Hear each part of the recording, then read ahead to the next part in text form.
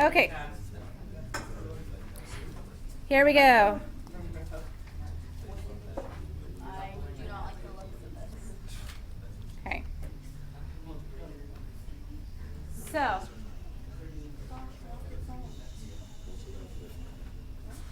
the derivative of sine is cosine.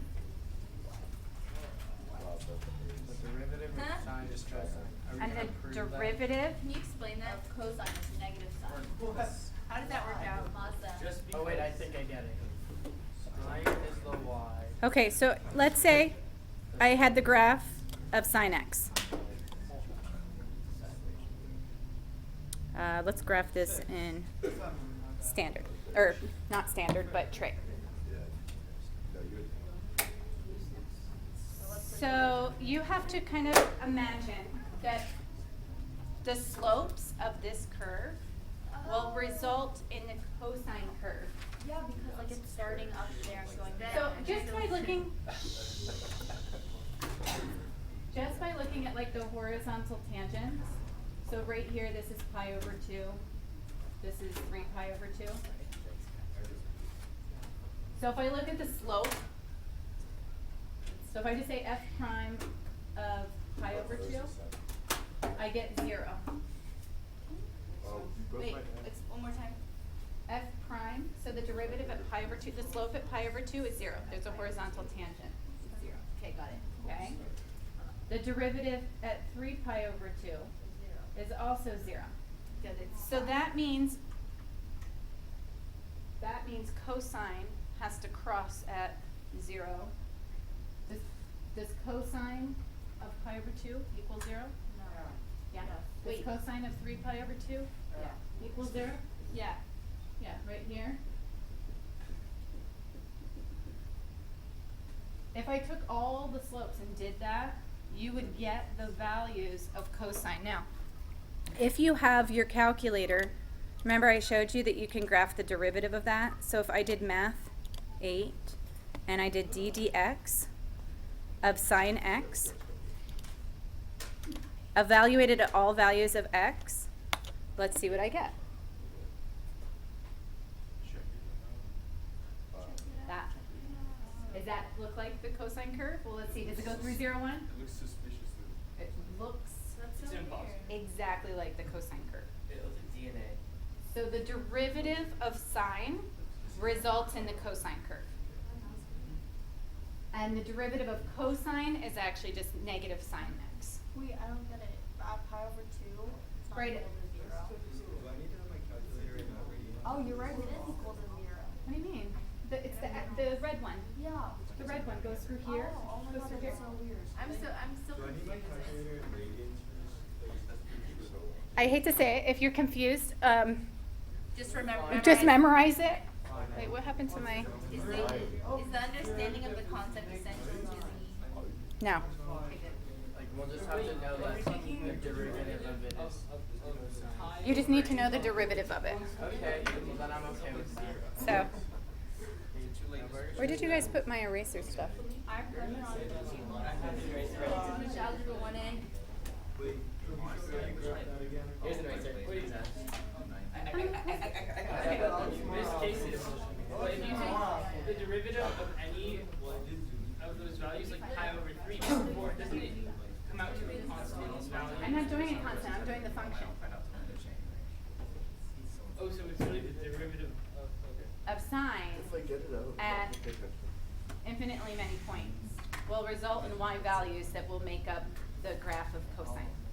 Just, okay, so like I said to Carmel, I just said just memorize it. Just here, You got it. here, put a star. Memorize.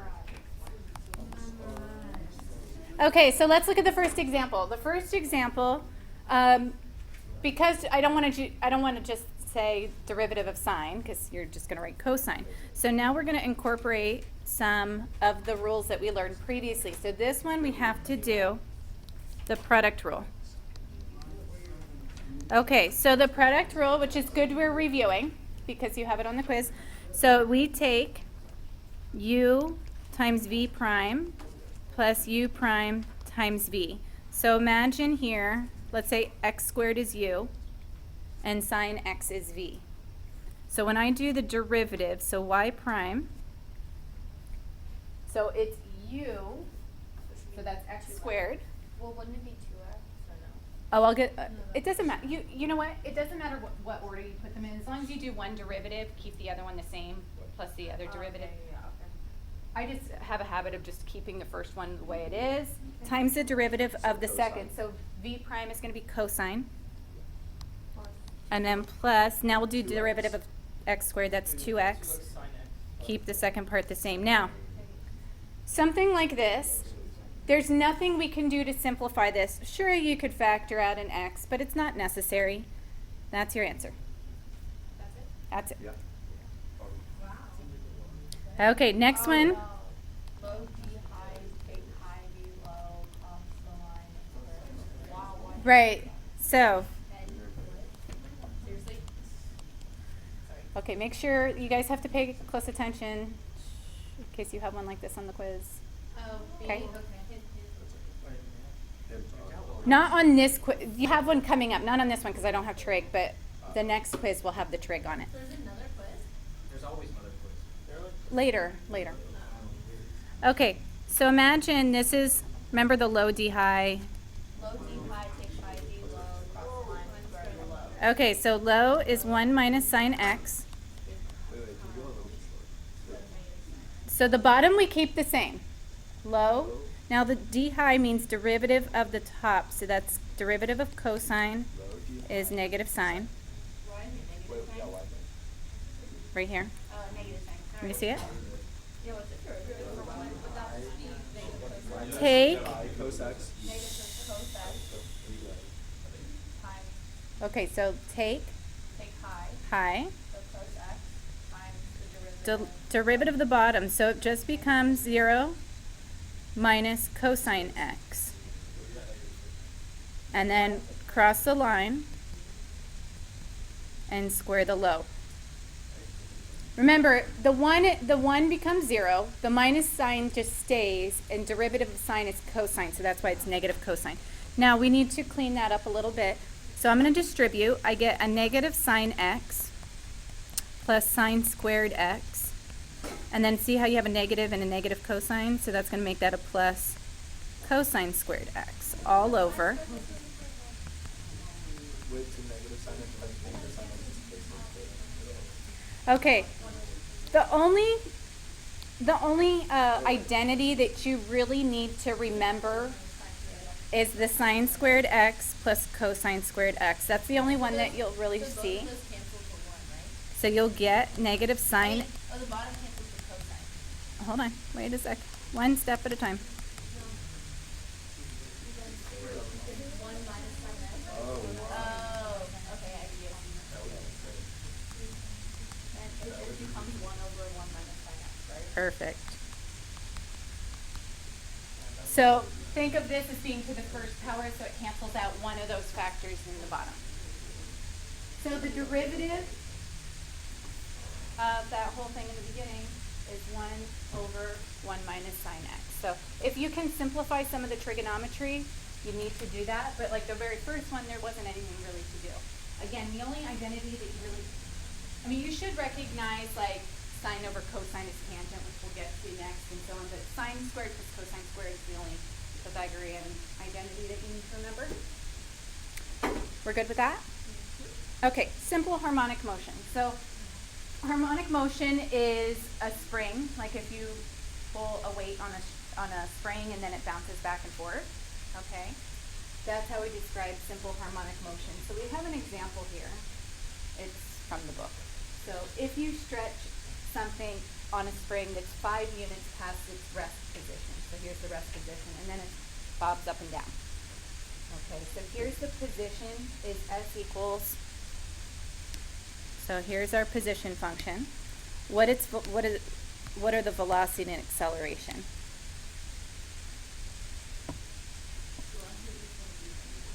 So velocity is going to be 5, and then that would be negative sine t. So negative 5 sine t. Good with that? Let's just change them cosine to negative sign. Okay, the 5 just stays there. The coefficient just gets multiplied to whatever the derivative is. So it's really like saying, what's the derivative of cosine? It's negative sine. So it's 5 times negative sine, so negative 5 sine t. Now what about the acceleration? What's the derivative of sine?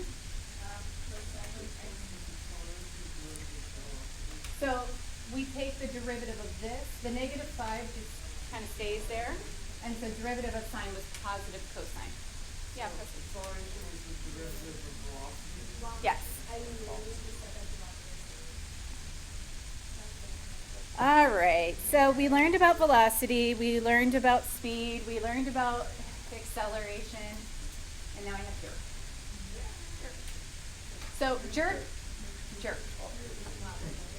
Like when you, not like a person is a jerk, but when you jerk something away from somebody, like, okay, I should say that. Forget I said that. Let's just look at what that means. It's the change in acceleration. I knew someone was going to say something, but I didn't know it'd be I just see faces, and then I'm like, forget it. I'm not even gonna go there. I just look up and I'm like, yeah. All I know is I just look up and I'm like, oh, never mind. Okay, we're just gonna go. I know it's on the screencast. For Idan and maybe Andrew. Okay. Moving along. So this is the third derivative. This is the third derivative of the position function. Just so you know, this is what makes people have motion sickness, like in a car or airplane. It's the derivative of acceleration. So when you're in a car, so you know how some people get car sick if they're in the back seat? Yeah. Because they can't anticipate the change in acceleration. So it's the jerk that makes you car sick. Or like if you're in a plane and but usually people that are if you're driving, you're not one to get car sick.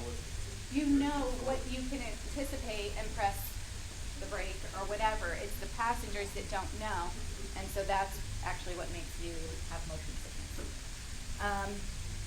Okay. I think that's just physiological. I don't know.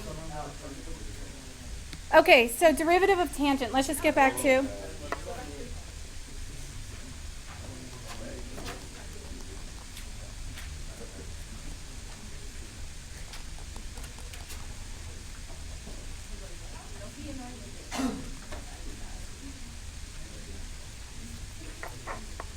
So below we have the other trig functions, but sometimes students have a hard time remembering all 6 trig functions. If you know sine and cosine, you can derive all the others. We're not going to derive all the others. I just want to show you that you can derive the tangent. Okay, so if you think tangent can be written as sine over cosine, we can use the quotient rule. So if I have dy dx, so, right, remember here's your low, or sorry, not low. Try that again.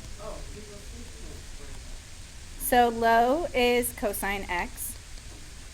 D high, so derivative of the top would be cosine x. Take high. D low, so derivative of cosine is negative sine. Cross the line and square the low. So you'll notice that we end up with that Pythagorean identity.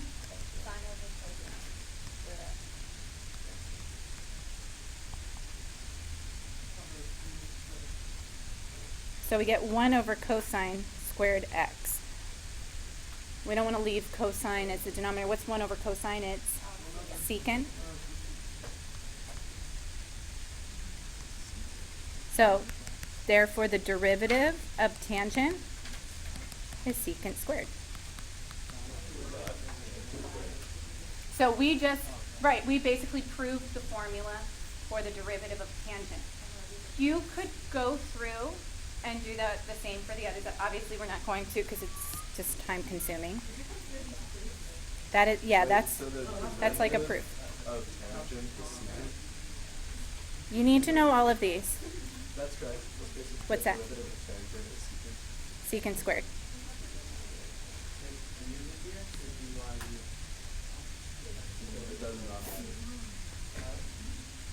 it matter if it's dy over dx or just dx? Oh, d dx just means I'm taking the derivative of this. If I said y is equal to tangent, then I would say dy dx. It's the same thing. It's just notation. So most students don't want to have to derive it every single time, so they just memorize the formulas. They're not that difficult to memorize. I mean, okay, let's look at the next example. We only have 2 more examples, guys. And then we can actually look at the homework or... I know.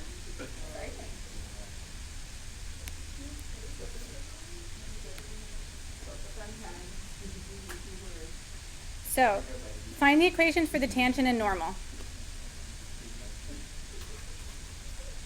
What do we need to write the equations? Well, first we have to find the derivative and the quotient rule. Wait, so what's this simple harmonic motion from logic to harmonic? I just wanted you to see, you might have 1 or 2 problems in the homework that use that. It's something that I don't test you on, but I want you to at least have a little exposure to it. That's I all. actually don't remember what it means. It just it's a spring, like if you have a weight on a spring. Acceleration velocity. Yeah. Okay, go ahead and find the derivative. Anybody? Low, d high, Tangent is behind. take high. Wait, What's wrong? D low. can we slow down? Cross the line and square the low. How is x behind? Low and it's below. Low. And c Low, is d behind. high. That's the c. Oh, I get it. That's the Why is the derivative of x1? Wait, so secant squared x squared? Okay, hold on. This is the low. What's the derivative of x? Just 1. Like, think of the line y equals x. What's the slope of that? 1. Now, this is something where it says x equals 2. That's not a special angle, so I'm actually going to just plug it in from here.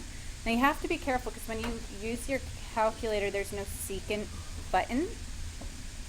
So it's 2.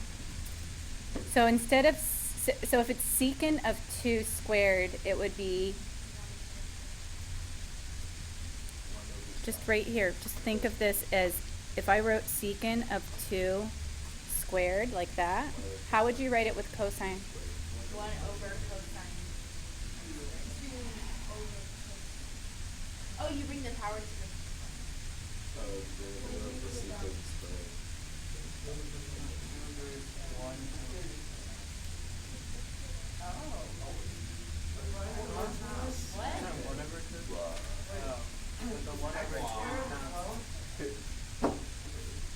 No.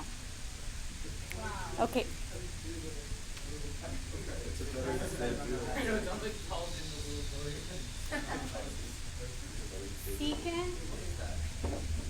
Secant is 1 over cosine, right? Right. But if you're talking about secant of, and so secant of 2 is defined. But if you tried to plug in cosine of 2 in your calculator, what would, oh wait, It's one over I'm getting mixed up myself. cosine 2. Yeah. No, it's not It's 1 over cosine. I know. It is 1 over cosine of 2. Just the bit it gets against the... It is 1 over 2, sorry, it is 1 over cosine of 2.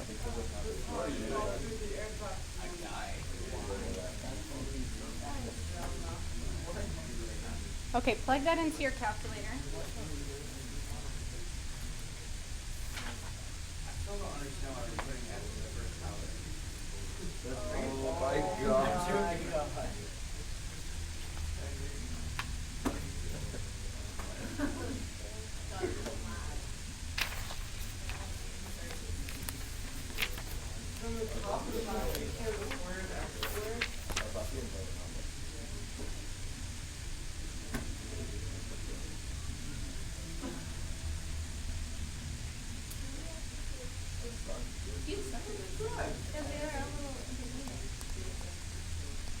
Okay, so we have to plug 2 into the original equation to find the y value. Because if we have x equals 2, we need an x coordinate and a y coordinate to put it in point slope form. So you have to plug that in.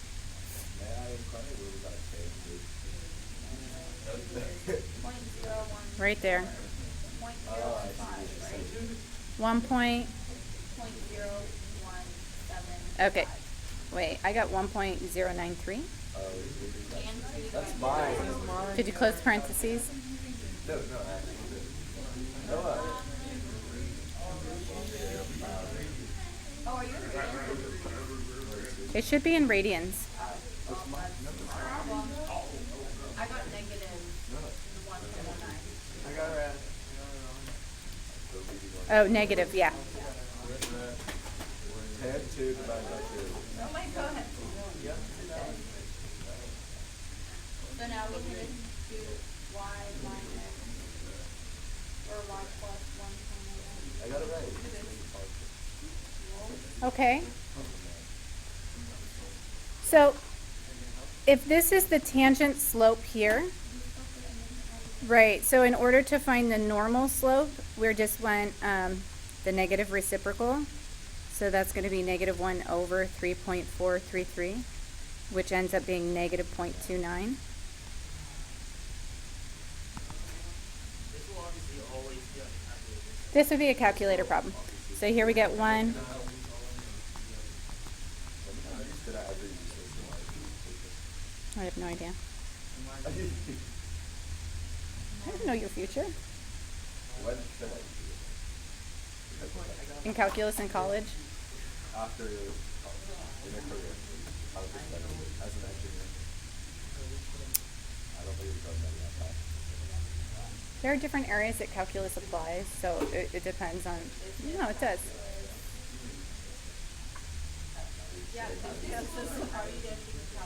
Yeah, and you should. There's a whole area of math, business math, that calculus is applied to. And then obviously physics, because you've seen the physics approach. This is so much easier than physics. I don't understand why we learned physics. Okay, find the second derivative. See if you can find the second derivative. Well, find the first derivative. Well, here. What's the first derivative of secant? Look in the box. Look in the box. What's the first derivative of secant? Oh, secant x, tan x.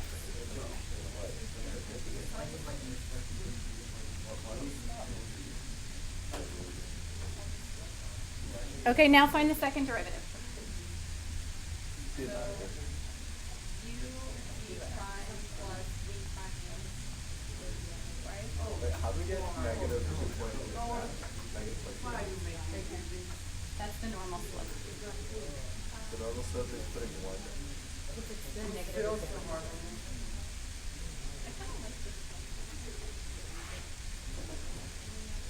want to do this one?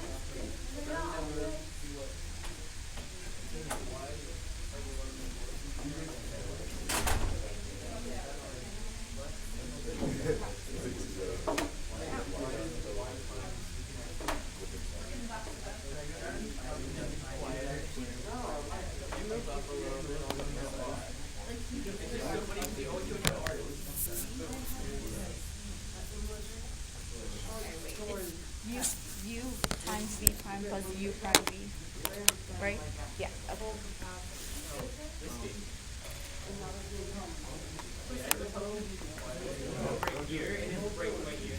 So you know what, Luke, you can come over and sit right next to me, and it'll be a little.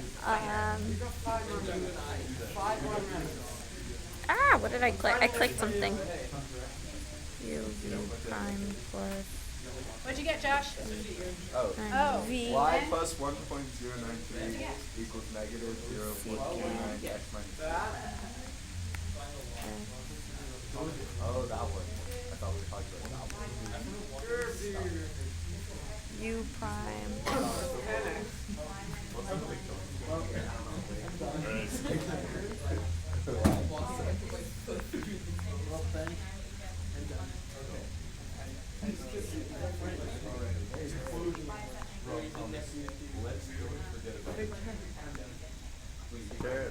Is this right?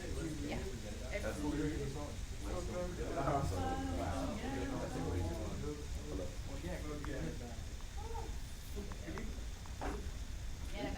Okay.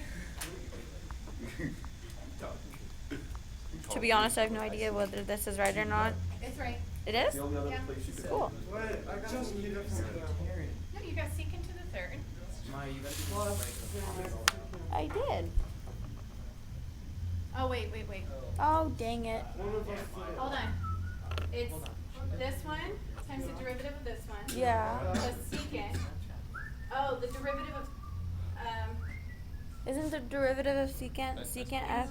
You got some secant good x wisdom. tan x times tan x. Oh, then wait, maybe it's correct. Secant x is secant. Wait, Maya. Oh, What? that's what you did. You did the, it's supposed to be secant x. The derivative of secant x is secant x tan x. It's right. Secant x, it's in Here. the box. I have no idea.